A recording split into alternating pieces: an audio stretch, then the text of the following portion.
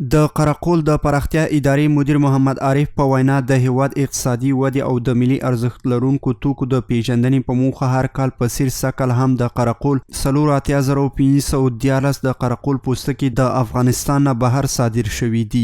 نوموړي دغه راز اروپایي هیوادونو ته هم د قرقول پوستکو صادرولو یادونه وکړه. در سال جاری به تعداد 58690 جلد پست ما با کشور فنلند به اروپا صادر نمودیم. 18266 جلد به کشور ازبکستان، 4230 جلد به کشور ترکمنستان و 3337 جلد پست به کشور روسیه صادر نمودیم که مجموعاً 84513 جلد میشه که نسبت به سال گذشته تا حالا 24516 جلد پست ما اضافه تر صادر کردیم.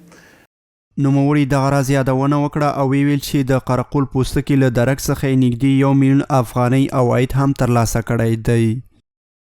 عوایدی که به دست آوردیم در حدود 1 میلیون افغانی از این مدرک ما از مدرک آشتی پوست قرقل و سورت و صادراتش به حساب اداره در بانک ملی تحویل نمود. د یادونې وړ ده چې په افغانستان کې د قرقول نسل د سیمې په هیوادونو کې ځانګړی مقام لري. دغه نسل په ګاونډیو هیوادونو کې شهرت لري او په بلخ کې د پوستکي پلورونکي د اسلامي امارت له مسؤلین څخه د ستونزو د هواري غوښتنه کوي.